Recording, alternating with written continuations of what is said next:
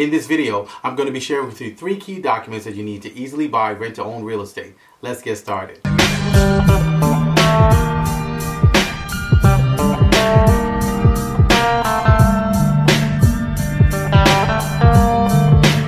Hey everyone, I'm Rinde from Ask Rinde, and welcome to the #1 community for real estate income and credit. So if you'd like to know what these 3 key documents that you can use to easily buy rent-to-own real estate, make sure you watch the video to the end and leave a comment below if you need help with anything. So as I've shared here on my channel and many of my other videos, rent-to-own is a process. In essence, it's a transaction that is done in stages.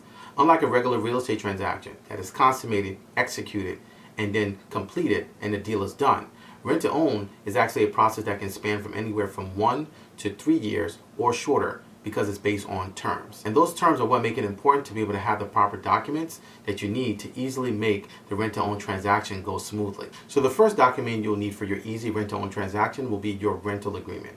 So the rental agreement pretty much outlines the terms of your tenancy while you're renting. As we know, rent-to-own initiates by you starting to rent the property. The seller has agreed to rent the property to you for a protracted period of time, at which the end of it you'll consummate it by actually purchasing the property from them. So it starts out by actually you being a tenant in the property, paying a agreed to rent amount, and also the terms of the tenancy are established in this rental agreement. What's going to happen regarding the water, what's going to happen regarding utilities, if it's a private residence or a single family property versus a condo, etc. All those terms are put in place based on the property type and also the terms that you've agreed to with the landlord. Just like you would in any other standard landlord tenancy agreement, is basic rental agreement that you would consummate, and that initiates, and that's the first step in starting your rent-to-own transaction. Now the second agreement for an easy rent-to-own transaction, and probably the most important, will be your option agreement. Now this option agreement is probably the most important because this is what makes it a rent-to-own transaction. The option agreement actually stipulates and establishes the timeline of what the rent-to-own, how long it's going to be, and also your purchase option fee. As we know, your purchase option fee is money that you actually put up basically to be able to have the option to purchase this property on a rent-to-own basis. That can be anywhere from 3 to 5% depending on what the seller and the buyer tenant agrees upon. Again, this is all based on terms. So the option agreement identifies the time and also your purchase option fee. Just important to make sure that you have this document, because without this document you don't have a rent-to-own transaction. So your third and final agreement, which is your deal sealer, will be your contract of sale or standard purchase and sale agreement. So this is actually used to establish the purchase price and also the terms of the sale. So as we know, with most rent-to-own transactions, it's initiated by having a forecasted purchase price that the buyer agrees to be able to purchase at a later date. So they're purchasing the property at the time where maybe their credit is not in the best position, or there are circumstances that are positioning them where they're not able to go out and get an institutional loan.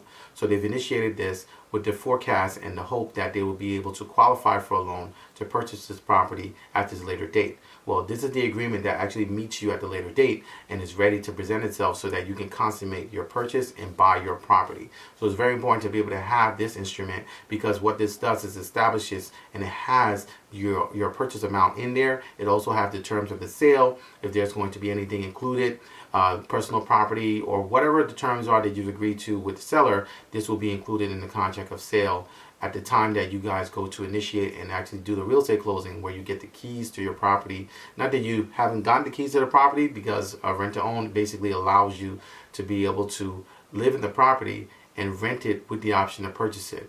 But this is when you make it yours. This contract of sale basically consummates the deal, seals the deal, and moves you out from a rent-to-own to a purchase. So please remember that these agreements are a very important part of the rent-to-own process.